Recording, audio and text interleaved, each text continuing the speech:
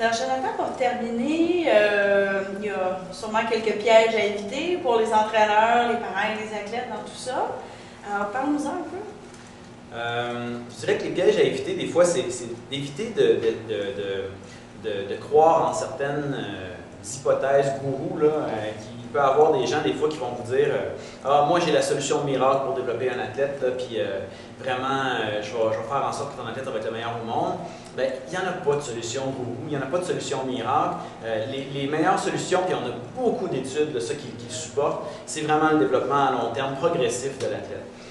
Puis pour ça, il y a des livres sur le sujet. Il faut faire attention aux livres, il ne faut pas nécessairement croire tout ce qu'il y a dans les livres. Mais en même temps, il y a des bons documents qui ont été produits sur le sujet. Entre autres, Sport Canada a travaillé beaucoup sur certains documents. Il y a un groupe qui s'appelle le Sport C'est pour la vie qui a travaillé sur beaucoup de documents qui sont tous disponibles gratuitement sur le web. Et puis, Ski Québec Alpin et Ski Canada s'en est inspiré énormément pour développer le programme de développement à long terme de leurs athlètes. Puis ça, je pense que c'est un excellent point de départ là, sur lequel on peut bâtir le programme, puis bâtir les idées sur lesquelles on va travailler, puis l'intervention qu'on va faire avec les athlètes. Et un mot pour guider les entraîneurs afin qu'ils soient encore plus présents et plus productifs pour leurs coureurs? Moi, dans la formation des entraîneurs que j'ai fait, puis dans les interventions, les interactions que j'ai pu avoir avec eux, quelque chose que j'ai pu remarquer des fois, c'est que l'entraîneur, des fois, justement, parce qu'il est influencé par un paquet d'informations, ne fait plus confiance à ses intuitions et à ses propres idées. Puis je pense qu'il faut qu'il fasse beaucoup plus confiance à ses propres intuitions. Puis les entraîneurs sont compétents au Québec et au Canada, puis il faut leur donner un certain air d'aller puis les laisser aller avec leurs idées. C'est des bonnes personnes, des bonnes ressources. Donc, je suis contente de voir, de t'entendre dire, oui, les entraîneurs, c'est les bons entraîneurs au Québec, sont bien formés, suivent leurs intuitions, être guidés par des documents, exact. Mais quand même être ouvert aussi à essayer des choses qui croient que c'est bon pour l'individualisation de l'athlète. Et donc ça, je pense que c'est vraiment important pour l'entraîneur d'être présent pour son athlète, d'être soutenu par des documents.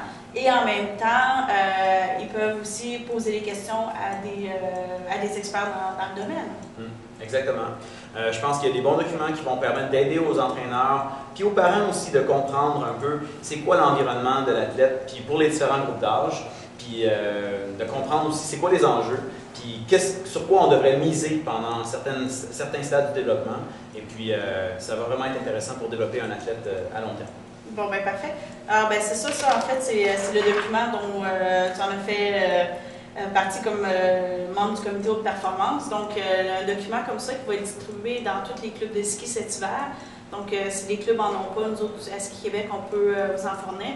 Donc, le développement de l'athlète à long terme, bâtir les grandes bases de toute la motricité physique. Après ça, un peu plus de spécifications et on monte à un peu plus de performance, de spécialisation vers la performance. Donc, si on suit les stades de développement, là, on apprend à s'entraîner. Après ça, on s'entraîne à s'entraîner, si on veut. On apprend vraiment les concepts de base puis à développer une aptitude à l'entraînement. Puis plus on va évoluer, plus on va s'entraîner pour performer, pour compétitionner puis pour gagner.